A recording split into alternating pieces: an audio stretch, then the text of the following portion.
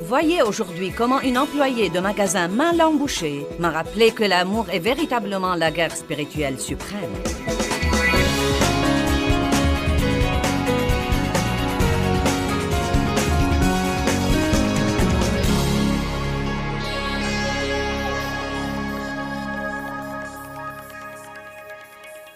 J'avais l'habitude de passer énormément de mon temps à réprimer les démons.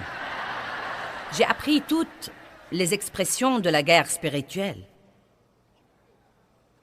Quand je suis d'abord devenu membre du mouvement de la parole et de la foi, il y avait beaucoup d'enseignements sur la guerre spirituelle. Nous avions des séminaires sur la guerre spirituelle. Je te réprime, Satan! Arrière de moi, Satan! Je te lis au nom de Jésus-Christ. Je me rappelle cette époque où je passais la moitié de mon temps à réprimer le diable et tout ce que je faisais était d'épuiser ma voix. Je croyais que si on priait, on devait prier à voix haute. Plus on la hausse, plus on a de l'effet. Et je jugeais Dave. Je me disais, il ne prie pas. Parce qu'il s'asseyait, les yeux ouverts, et regardait par la fenêtre. Et je me disais, on ne peut pas prier les yeux ouverts. On ne peut pas s'asseoir et prier. On doit être comme à la guerre, on doit...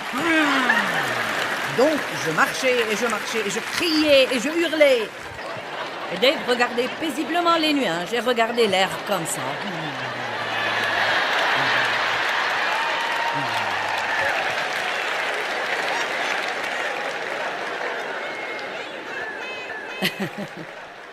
Et un jour où je criais dans la prière, « Oh, maman, oh, maman. » J'ai senti que le Saint-Esprit m'a dit, « Eh bien, tu devrais écouter ceci. »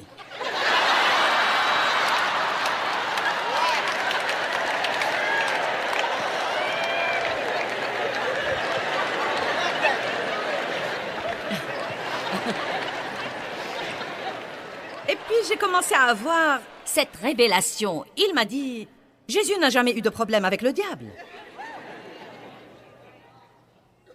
Pourquoi ne pas étudier et voir comment il faisait la guerre spirituelle?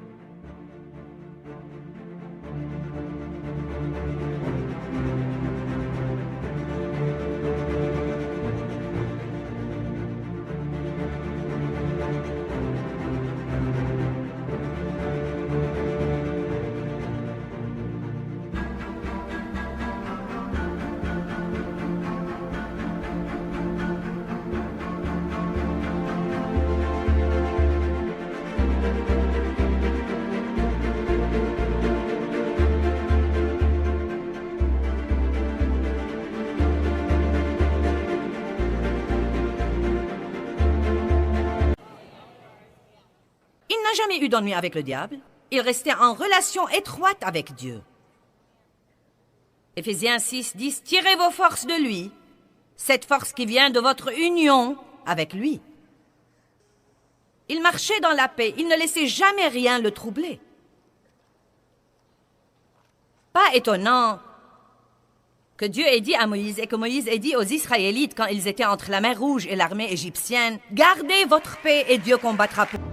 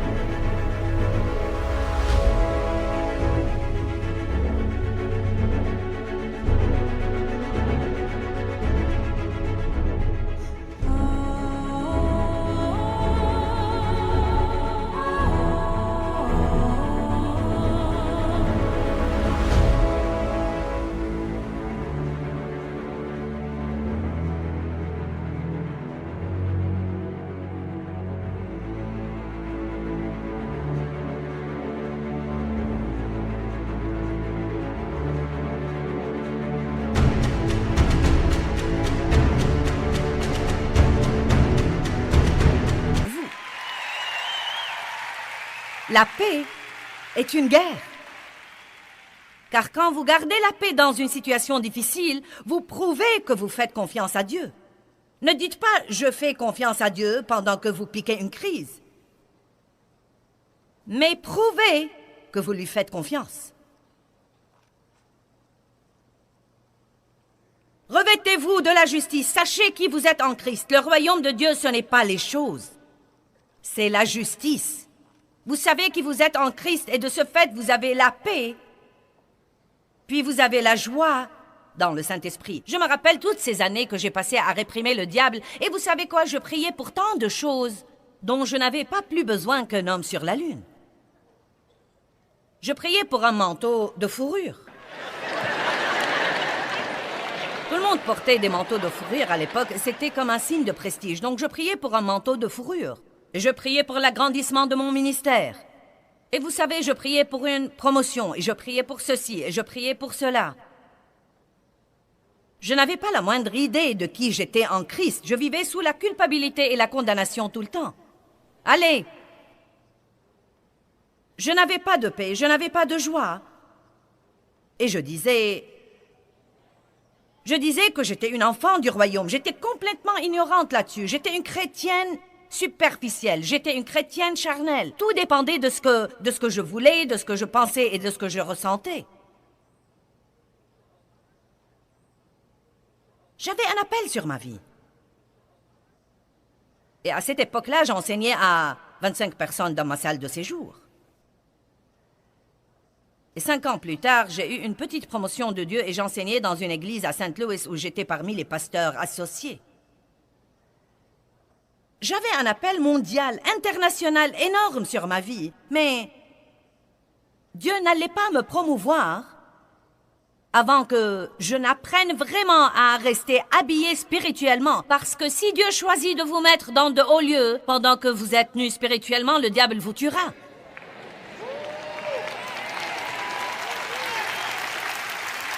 Donc, pendant que vous priez pour l'agrandissement de votre ministère ou pour que vous soyez le patron au travail ou quoi que ce soit, vous feriez mieux de prier pour la croissance spirituelle et la maturité et de voir comment vous êtes habillés tous les matins.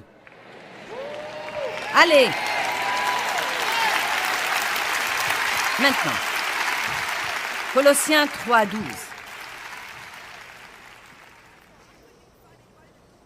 C'était une chose énorme, énorme pour moi quand Dieu m'a montré toute cette affaire de se revêtir et de se dépouiller et d'être habillé spirituellement. Et je me souviens même que je participais à des séminaires où on parlait de se revêtir de cette armure et on enseignait aux gens de se mettre debout et on leur disait « Mettez votre ceinture, mettez votre casque, mettez votre cuirasse, mettez vos chaussures. » Mais vous voyez, tout ceci ne sert à rien si vous ne l'exercez pas. Non mais je peux mettre mes chaussures de paix tous les matins et en même temps vouloir donner une bonne raclée à mon enfant. Vous savez, j'ai découvert que j'étais très paisible et que je m'entendais bien avec tout le monde jusqu'à ce que quelqu'un rentre à la maison.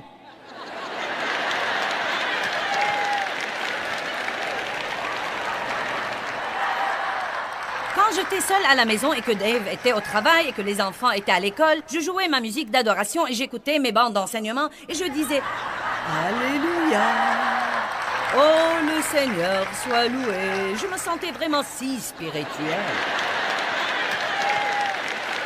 Mes amis appelaient, je leur donnais un mot de conseil et je leur donnais un mot du Seigneur. Est-ce que quelqu'un sait de quoi je parle? Et je me suis finalement réveillée et je me suis dit, vous savez quoi, je n'ai aucune victoire. Tout ce que je fais, c'est de crier et de hurler. Et le diable prend toujours le dessus. J'étais si spirituelle pendant la journée, puis un de mes enfants entrait dans la cuisine par la porte du garage et laissait tomber quelque chose et je lui disais « Qu'est-ce qui te prend? Tu ne sais jamais rien faire comme il faut !»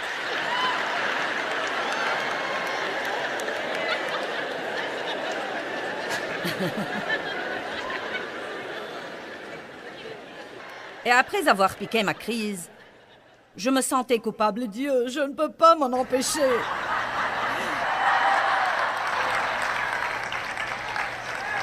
Mais Dieu m'a enseigné. Il m'a dit, tu peux t'en empêcher si tu veux. Si tu voulais impressionner quelqu'un, tu n'aurais pas agi comme ça.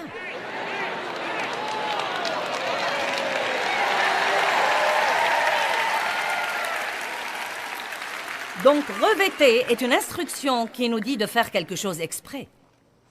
Colossiens 3:12. Nous nous amusons beaucoup aujourd'hui. La chose la plus importante, c'est ce que nous faisons, et surtout ce que nous faisons quand il n'y a pas une personne que nous voulons impressionner, là. Vous m'entendez? L'important, c'est ce que nous disons et nous faisons, et non pas à quel point notre Bible est soulignée et coloriée en jaune et rose et bleu. Vous pouvez colorier votre Bible, mais ça ne veut pas dire que vous savez quoi que ce soit. Nous nous sentons si spirituels quand le pasteur dit « Ouvrez à tel et tel endroit » et votre Bible est toute soulignée et surlignée. Vous la faites bouger un peu dans l'espoir que votre voisin la verra. Vous savez tous pourquoi vous riez, car vous savez exactement de quoi je parle. Oh oui. Je connais très bien ce passage-là. Oh mon Dieu.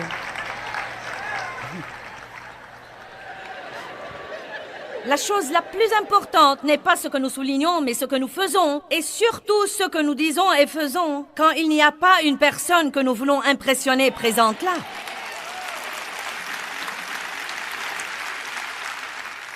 C'est pourquoi il est très important de bien traiter tout le monde et de respecter tout le monde. Il est très important d'honorer tout le monde, non seulement ceux avec qui vous voulez être en bon terme ou ceux dont vous voulez vous attirer les faveurs.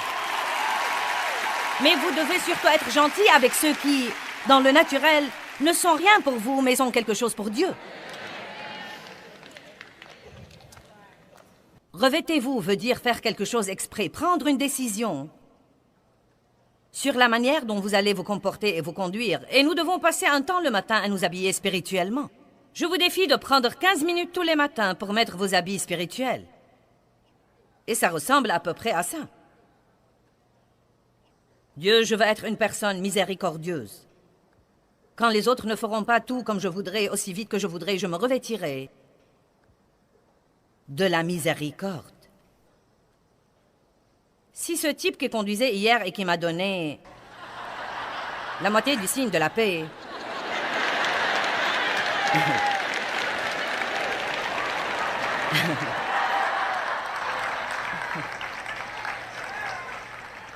S'il avait revêtu la miséricorde avant de sortir, il n'aurait pas agi de la sorte. Croyez-moi, je plains les gens. Non, mais le pauvre type n'avait pas la moindre idée de ce qu'il faisait. Or, dans le royaume spirituel, j'apporte la parole de Dieu à cette ville. Je suis là comme un porte-parole de Dieu. Et ce type n'a pas du tout aimé que je me mette sur sa file. Et donc, il s'est comporté avec moi odieusement. Et vous savez, c'est pourquoi nous devons prier pour lui, pour qu'il se revête parce qu'il est ignorant. Pas étonnant que Jésus ait dit « Père, pardonne-leur, car ils ne savent pas ce qu'ils font. » C'est la raison pour laquelle nous devons prier comme ça. Il n'avait pas la moindre idée de ce qu'il faisait. Colossiens chapitre 3, verset 12 dit « Revêtez-vous donc comme des élus de Dieu, comme ses représentants choisis, qui sont purifiés et saints et bien-aimés par Dieu lui-même. Revêtez-vous d'un comportement empreint d'entrailles de miséricorde, de bonté, d'humilité, de douceur, de patience inlassable et à toute épreuve et qui a la puissance de tout endurer de bon cœur. Soyez gentils et indulgents les uns envers les autres. » Et si l'un a un différend ou une reproche ou une plainte contre un autre, pardonnez-vous volontiers réciproquement. De même que le Seigneur vous a pardonné volontiers, vous devez vous aussi vous pardonner les uns aux autres. Et par-dessus toutes ces choses, revêtez-vous de l'amour. Par-dessus tout ce que vous revêtez, revêtez-vous de l'amour. L'amour est une guerre spirituelle. Matthieu 24.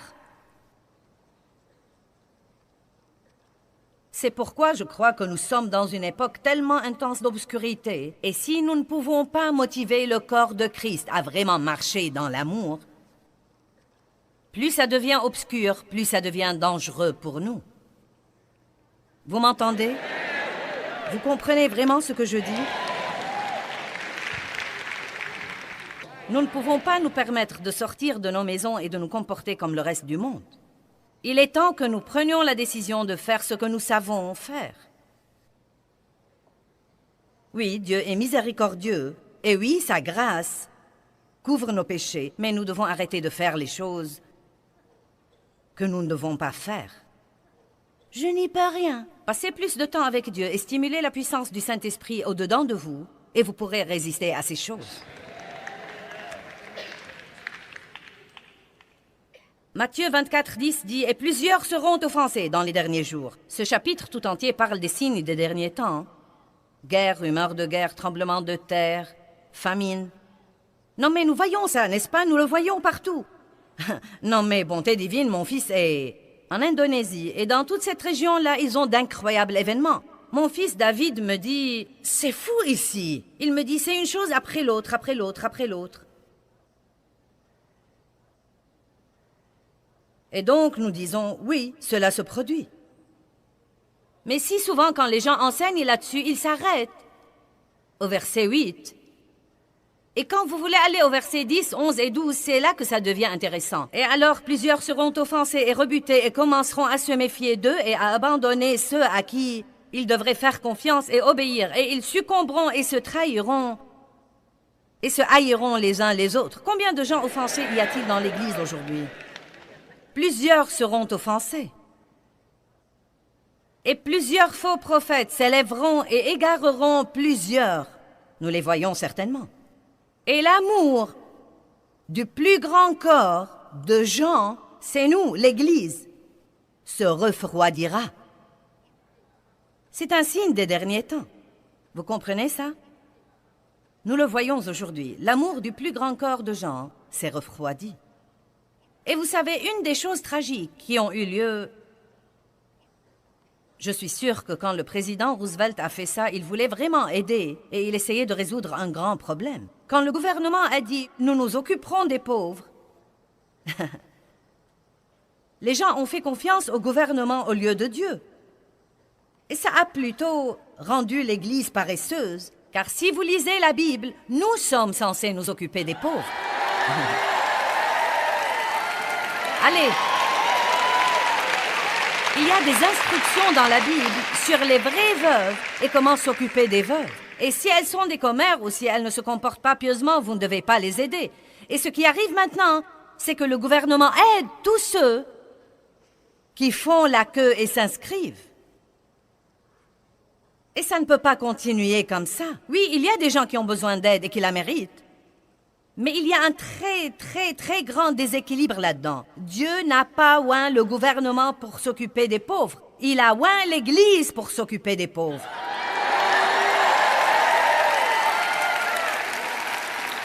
Mais nous n'avons pas compris ce qui arrivait. Ça avait l'air d'être une bonne affaire. Nous payons plus de taxes et vous faites le travail. Nous préférons la plupart du temps jeter un peu d'argent plutôt que de mettre la main à la pâte.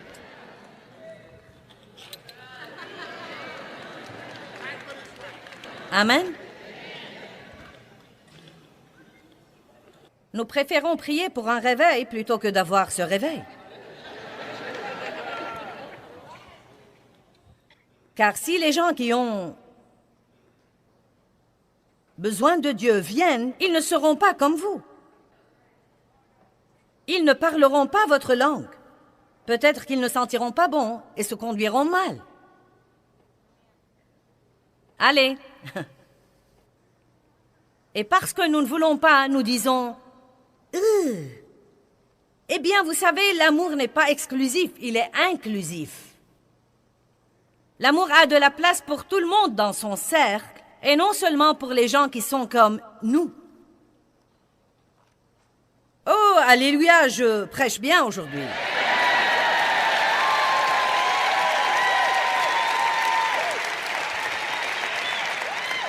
Je raconte toujours l'histoire d'une employée qui jure.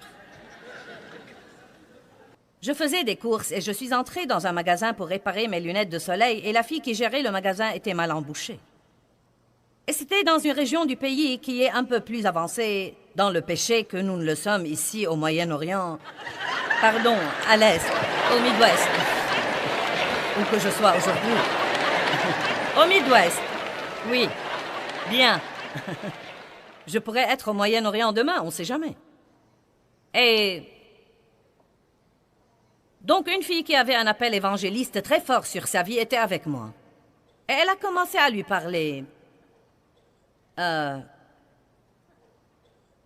savez, nous faisons une conférence ici, nous sommes chrétiens et est-ce que tu as une relation avec Dieu? Et la fille a dit, oh oui, je suis très spirituelle.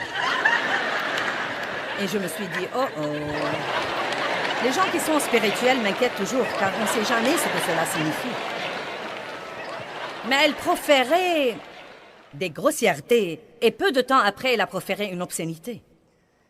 Et je suis particulièrement sensible aux grossièretés. Je ne peux pas les supporter car mon père était mal embouché quand j'étais enfant, et il était méchant et il a abusé de moi.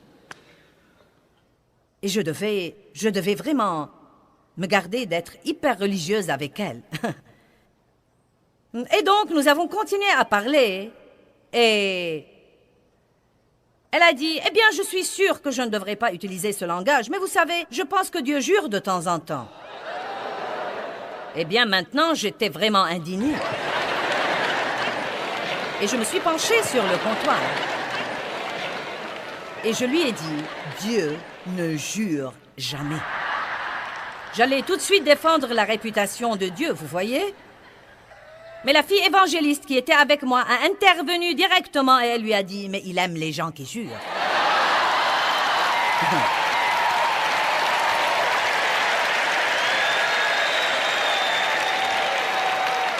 Et je me suis dit, me voilà, j'essaye de nettoyer ce poisson que nous n'avons pas encore attrapé.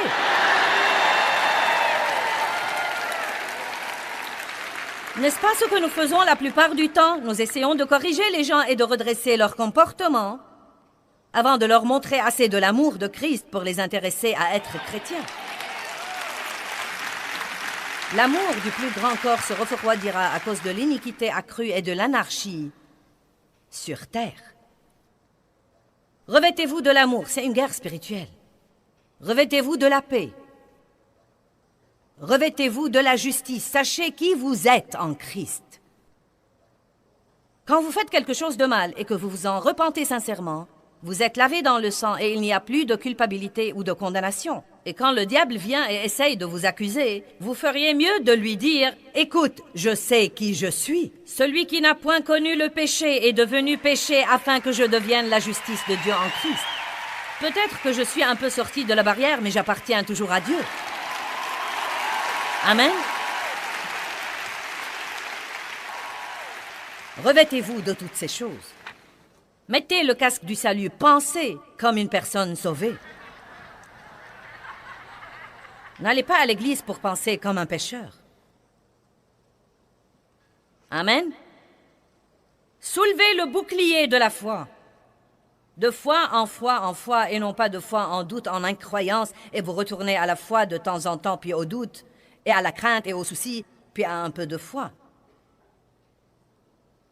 Satan nous attaque implacablement avec le doute, l'incertitude, l'insécurité, la crainte, l'incroyance, la honte, la culpabilité. Mais nous pouvons soulever le bouclier de la foi. Et la Bible dit, avec lequel vous pourrez éteindre toutes les flèches enflammées du malin.